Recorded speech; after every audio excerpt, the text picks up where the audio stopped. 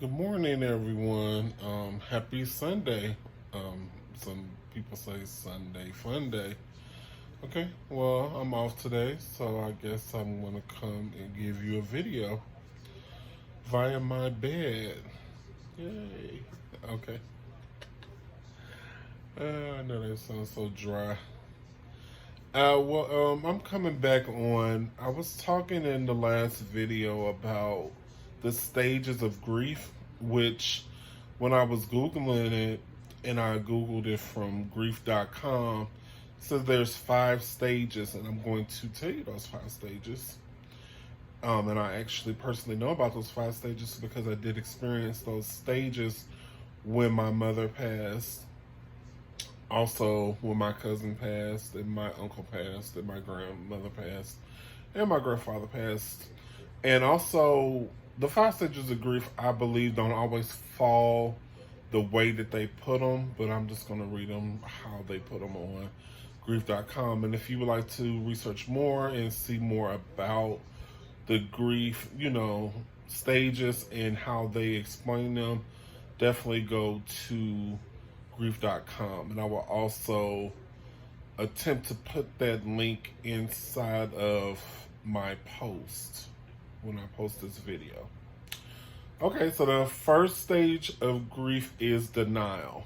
So, denial is, may not be self explanatory to everybody. So, denial is basically you're feeling like this is not real, the person is not dead, they're gonna wake up, or I'm coming out of a bad dream, that kind of thing.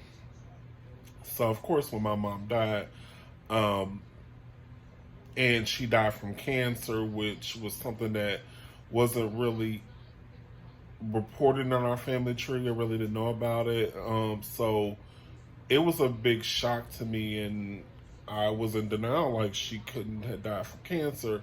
What happened to my mother? Because we just didn't have this going on. So um, that was hard for me, and of course, I was in denial for you know some time, and you go in and out of that. You don't just stay in it, stuck in it at once. Well, for me, I'll say for me, can't speak for everybody else. For me, I wasn't just like denial, denial, denial. Of course, I was like, she's dead, and I had to process things because there was other things going on that had to happen. Like we had to, you know, take care of funeral arrangements and all this other stuff. So, of course, you can't stay in that denial forever, but I was in and out of it. Second stage is anger, and of course, I had a lot of that going on. I was angry because I felt like she lost her life way too soon. There was goals and things that she wanted to achieve. There were things she wanted to do, and I was probably angry because I couldn't provide certain things for her as her child that I feel like a grown child should be able to do. And I'm not sure about other people. I can only speak to my personal experience about that. Is that, you wanted to see your mom retire and hang out with the, single retirees and, her friends and whoever she wanted to experience the rest of her golden life with. I feel like she worked her whole entire life. She retired. She was retired for a couple of years before she passed away, but she really didn't get to do all the things that she wanted to do. And I was angry about that. And I went through the anger. I think that stage lasted me for quite a long time. And also, cautionary tale is that the anger caused me to be reckless a little bit. Nothing really nothing that was breaking the law or anything like that, but just reckless in how I treated my health, which caused me to become sick, which caused me to have pneumonia. It turned into walking pneumonia, then it turned into I was in a induced coma because I had allowed my um my flu to advance to that level to where my lungs was filled with mucus and I almost died, and they had to put me under to clean my lungs. So, you know, with these stages of grief, I think that you need to consult professional help, which I wound up doing later on, because I just couldn't deal with all the pressure and things like that. You know, because life still moves on, even though you're grieving and you're going through these things. You know, you still have, you know, bills to pay. You still have, you know, a job. You still have things that's going on, and you know, there was a time that I couldn't cope with none of that stuff. But let's go back to the list. So anger, I was in anger for a long period of time, which I would say now, get help and get help quick, as quick as possible. Whether you think you need the help or not, I suggest you get help. The third one is bargaining. So, I don't really know how to explain that one. I guess maybe I did, you know, before my mother died. You know, when I found out she had when I found out my mom had cancer and it was stage 4. It was like it was a quick period of time from when she was semi-lucid and able to do things to where she, you know, transitioned on. And I think at that time I was bargaining with God to spare her and let her live, you know, and things like that. You know, I think I was bargaining then. I can't really recall bargaining any other time. As I went through the process after her transition from this life to the next, you know, but I'll have to think about that, and maybe I might come back and tell you there's some experiences where I did did bargaining, but I didn't really do that after her death, really to my knowledge. The fourth one is depression, which I did go through depression. And the anger and the depression, they were like twins. They were, you know, I was angry that my mom was dead. I was angry that her life was, but then I was depressed because I felt like I didn't do enough. I could have took her to Cancer Centers of America. There was a lot of things that was going on that I felt like I should have done as her child and I didn't do. Even though I couldn't change the course, she was in stage 4 of cancer, and maybe I would have prolonged her life maybe a couple of more months, maybe a year, or maybe none at all. Maybe nothing I done would have changed anything. But I did feel that the depression was so bad to the point where I was drinking a lot. You know, I wasn't taking care of myself. My mom, when she died, was in April. I came back to Atlanta and it was around November, December, and I was just out, no coat on. I sweat a lot, you know, that caused, you know, flu season, you know, and that caused my immune system was compromised already because I wasn't sleeping, and things like that. So, you know, that compounded everything, you know, and I was trying to also be strong, was trying to get back up. I was trying to act like things didn't affect me, like the pain wasn't excruciating, which it was. When my mom died, it felt like someone cut my arm off and my leg, you know. And I just, you know, I was trying to cope. I was trying to figure things out and trying to figure out how to be without this lady who was my support, my second voice, my hero, my shero, you know, all these things she was to me. You know, I was trying to figure out how I was going to live without her being here physically, and that took a toll for a while. So, like I said, I did get counseling. I needed the counseling, and I suggest counseling to anyone.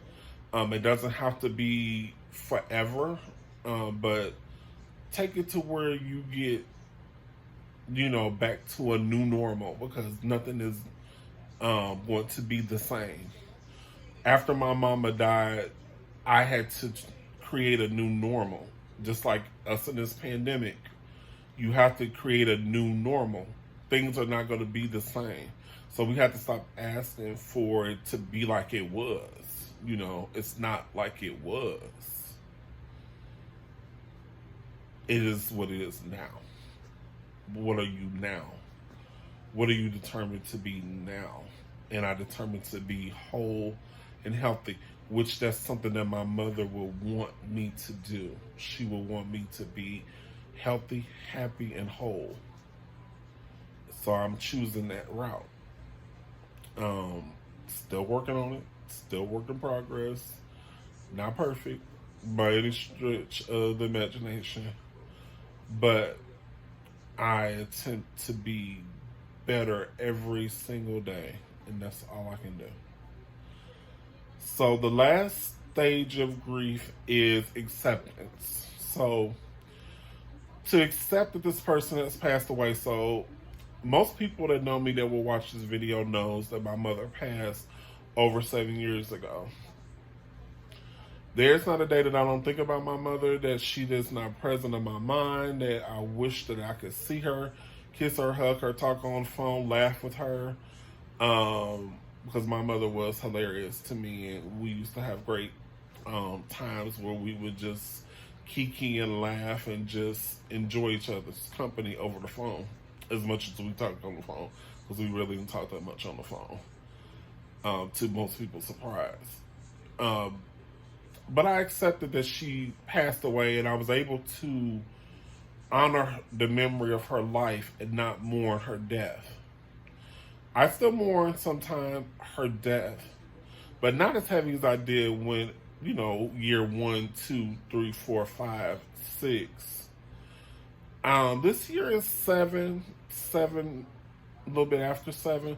I have been trying to honor her death. One thing I wanted to do, and I did try to do this previously, I think I'm going to restart it up, is that I want to start a scholarship fund in the memory of my mother. Even though my mother didn't go to college, she raised a son who went to college, who got a undergraduate, a master's degree, and a paralegal certificate. So if I was able to do that, it's because of her and her education. She was educated. She just didn't go to college and obtain a piece of paper that says she was intelligent. I would like to, have two scholarships. One for someone who was in the sciences, because I would love to hopefully help find a person that would be able to bring a cure for cancer. Maybe that person is already out there and maybe they're working on it, or maybe we have some of these babies that's coming up that will do that. I would like to be a person who would hopefully help the next great scientist who would find a cure for cancer. So I would like to have a scholarship in my mother's honor for that. I also would like to just have a scholarship, for children who are going to college, preferably African Americans, but I'm not going to limit my scope. I want to help young people go to college and not have to come out indebted to the institutions with these loans that I had to endure. So those are two things that I wanted to do as far as scholarship wise. And I wanted to create it under my mother's name and likeness, because my mother was always a helper. She always wanted to better other people, and I think she did that. and I would like to be an extension of her, and I would like to reach out further. I always talk about legacy and what would you want to leave behind you. I don't want to just leave behind me that, well, Stephen was kind of funny sometimes, and he did listen to me and talk to me, but he didn't leave nothing else. You know, I want to leave more than that. I want to have an indelible mark upon the earth, and I hope and I pray that I can do that. Again, you know, I'm also working on this platform, I Am Stephen Williams, which basically is talking about all areas of our lives: mental, emotional, physical, financial, spiritual. Um, that is my goal with making these videos. Um, my journey right now is to talk about being whole, being healthy, and I think that you have to talk about these things that kind of can pigeonhole you or kind of hold you in a space or kind of stop you from being your greatest self. So I hope that this video does help someone. I hope that you understand that this 5 stages of grief can be managed, and they can be managed properly if you are aware of them. You know, I wasn't fully aware of them at the time, but now I'm able to look back and see how those things affected where I was and where I am now. All right, guys. Well, again, happy Sunday, and thank you for watching my video. Have a great day. Bye-bye.